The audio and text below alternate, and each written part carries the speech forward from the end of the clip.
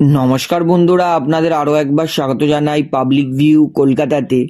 বন্ধুরা, Kerala blaster versus Mohun Bagan super giant এই ম্যাচে দুই দলের playing 11 formation starting line up কি হবে, দুই দলের পরিকল্পনা অনুযায়ী এই ম্যাচটা জেতার সম্ভাবনা কোন দলের বেশি এবং শক্তি অনুযায়ী এই ম্যাচটা কোন দল জিতবে আজকের এই ভিডিওটিতে সেটাই আপনাদেরকে জানাবো। তাই ভিডিওটা শেষ পর্যন্ত দেখবেন এবং ভিডিওটি শুরু করার আগে বলে রাখি, যেহেতু এইখানে আপনারা খেলার সমস্ত রকম আপডেটস পেয়ে যাবেন, তাই অবশ্যই পাবলিক ভিউ কলকাতা চ্যানেলটিকে সাবস্ক্রাইব করে বেল আইকন প্রেস করে অল করে রাখবেন। তাহলে বন্ধুরা, মোহনবাগান ভার্সেস কেরালা এই ম্যাচটা খেলা হবে আজকে অর্থাৎ 27শে ডিসেম্বর রাত 8টা থেকে। হেড টু হেড আগেও বলেছি, মোহনবাগানকে আজ পর্যন্ত কেরালা তারা একবারও হারাতে পারেনি। মোহনবাগান 5বার জিতেছে আর একবার ড্র হয়েছে।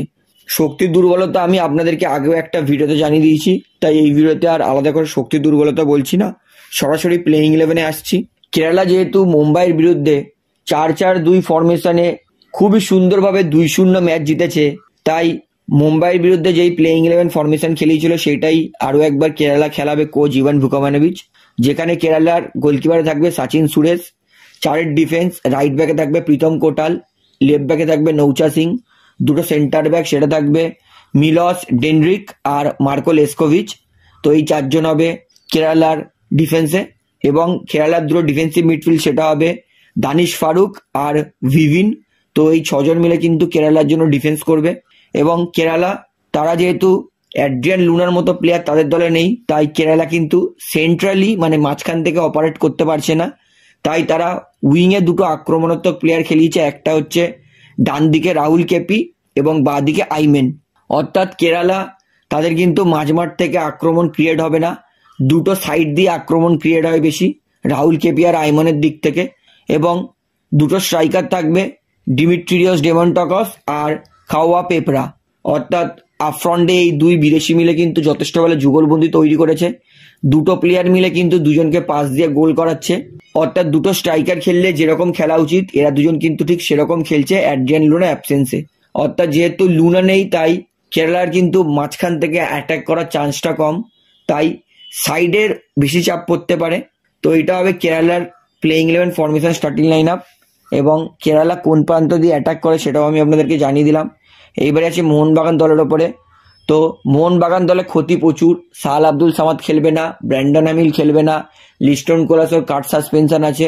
তো বলতে পারি মোহনবাগান দলের দুর্বলতা প্রচুর। তো মোহনবাগান দল আমি মনে করি জুয়ান ফেরান্ডো 3-5-2 থেকে 4-2-3-1 ফরমেশনে যাওয়া উচিত, যেখানে মোহনবাগানের ডিফেন্সটা অন্তত সলিড হবে।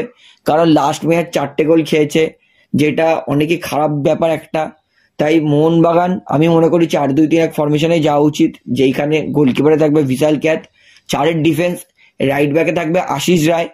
এবং আশা করবো আশিস রায় নিজের পূর্ণ ফর্মে খেলবে, কারণ আশিস রায় কিন্তু বর্তমানে জঘন্য পারফরমেন্স করছে। এবং বাঁদিকে অর্থাৎ লেফট ব্যাকে থাকবে সুমিত রাঠি। সুমিত রাঠি কিন্তু তিনি সেন্টার ব্যাক নয়, তিনি লেফট ব্যাক, তাই লেফট ব্যাকে সুমিত রাঠিকে দেবো। এবং আশা করবো সুমিত রাঠি ভালো খেলুক। এবং দুটো সেন্টার ব্যাক সেটা থাকবে হেক্টর ইউস্তে আর Subhasish Bose. Hector Yuste proper centre back, Subhasish Bose তার উচ্চতা 6 ফুট 2 ইঞ্চি, তাই তিনি কিন্তু সেন্টার ব্যাকের পজিশনে খেলতে পারেন। তাছাড়া কোনো উপায় নেই, কারণ মোহনবাগান দলে আর কোনো সেন্টার ব্যাক অ্যাভেলেবেল নেই। তাই সুভাশিস বোস যেহেতু 6 ফুট 2 ইঞ্চির প্লেয়ার এবং সেন্টার ব্যাকরা উচ্চতা হয়, তাই সুভাশিস বোসকে সেন্টার ব্যাকের দায়িত্ব খেলতে হবে। এবং দুটো ডিফেন্সিভ মিডফিল্ড সেটা থাকবে গ্ল্যান মার্টিন্স। লাস্ট ম্যাচ চমৎকার খেলেছিল, যতক্ষণ গ্ল্যান ছিল ততক্ষণ কিন্তু মোহনবাগানের ডিফেন্স ভালো ছিল, তাই গ্ল্যান থাকবে ডিফেন্সিভ মিডফিল্ড। এবং তার সঙ্গে আমি মনে করি অনিরুদ্ধ থাপাকে খেলাবে, এবং গ্ল্যান আর অনিরুদ্ধ থাপাকে মিলে কিন্তু আপ অ্যান্ড ডাউন করে খেলবে। এবং মোহনবাগান দলের কিন্তু এই 6জন প্লেয়ারের উপরেই পুরো ডিফেন্সের দায়িত্ব থাকবে। এবং যদি এই 6জন মিলে ভালো ডিফেন্স করে তাহলে কেরালার বিরুদ্ধে আশা করি 1 গোলের কম হজম করবে বা 1 গোলই হজম করবে মোহনবাগান দল। তো এটা হবে মোহনবাগানের ডিফেন্স। এইবারে আছে মোহনবাগান দলের আক্রমণে। মোহনবাগান তাদের রাইট উইংয়ে খেলবে মানভীর সিং। তার থেকে একটু আশা করব, কারণ এতদিন হয়ে গেছে মানভীর কিন্তু সেই এখনো একই লেভেলে ফুটবল খেলছে, তাই মানভীরের থেকে আশা করব ঠিকঠাক ক্রস এবং ঠিকঠাক বল পেলে গোল করে, বার পোস্টের ওপর দিয়ে যেন শট না মেরে দেয়। এবং লেফট মিড এবং লেফট উইংয়ে আমি মনে করি ডিমি পেড্রোটস আর হুগো বুমোস দুজন কিন্তু সাফেল করে খেলবে। মানে ধরে নিন 25 মিনিট ডিমিট্রি পেড্রোটস খেললে 20 মিনিট হুগো বুমোস খেলবে। তো এরকম করে কিন্তু দুইজনকে এই বাঁদিকের প্ল্যাঙ্কটা সাফেল করে খেলতে হবে যেন দুজনের মধ্যে হাঁপানোটা মানে এনার্জিটা কম লস হয়। অর্থাৎ যখন ডিমি বাঁদিকে খেলবে তখন হুগো সেন্টারে খেলবে, মানে অ্যাটাকিং মিডফিল্ড ক্রিয়েটিভ মিডফিল্ডারে। আর যখন হুগো লেফট মিডে খেলবে তখন ডিমিট্রি পেড্রোস অ্যাটাকিং মিডফিল্ড সেন্টার মিডে খেলবে। তো এই দুই প্লেয়ারের ওপর কিন্তু পুরোপুরি ক্রিয়েটিভিটির দায়িত্ব, এবং হুগো আর ডিমি ভালো খেললে মোহনবাগান জিতবে, এটা কনফার্ম। এবং যেহেতু মোহনবাগান দলের আপফ্রন্টে সাডিকো আর জিসন কামিন্সের মধ্যে একদম আন্ডারস্ট্যান্ডিং নেই, তাই আমি দুটো স্ট্রাইকার খেলাচ্ছি না, একটাই স্ট্রাইকার খেলাচ্ছি, সেটা জিসন কামিন্স আইদার আর্মান্ডো সাডিকো, দুজনের মধ্যে যে কোনো একজন হবে। তবে আমি জিসন কামিন্সকে খেলাচ্ছি, কারণ আইএসএল এ জিসন কামিন্স কিন্তু বেশি গোল করেছে আর্মান্ডো সাডিকোর থেকে। তো এটাই হবে মোহনবাগান ভার্সেস কেরালা দুই দলের প্লেইং 11 স্টার্টিং লাইন আপ। তো দুই দলের প্লেইং 11 থেকে কিন্তু মনে হচ্ছে মোহনবাগান ম্যাচটা জিততে পারে, তবে মোহনবাগানকে ভালো খেলতে হবে। তবে কেরালা দলও কিন্তু ভালো ফুটবল খেলছে, তবে লুনা নেই, তাই কিন্তু এটা কেরালার জন্য এটা বড় ধাক্কাও একটা হতে পারে। তো দুই দলের প্লেইং 11 ফরমেশন দেখে মনে হচ্ছে ম্যাচটা কাটাই হবে, এবং যদি ম্যাচটা যে জিতবে সে 1 গোলের মার্জিনে জিতবে, এবং ম্যাচটা ড্র হওয়ার কিন্তু কোনো সম্ভাবনা আমি দেখছি না। তো বন্ধুরা, দুই দলের প্লেইং 11 ফরমেশন আমি তো আপনাদেরকে দেখিয়ে দিলাম। তো আপনার কি মনে হয় এই ম্যাচটা কোন দল জিতবে, মোহনবাগান না কেরালা, সেটা আমাকে অবশ্যই কমেন্টে জানাবেন।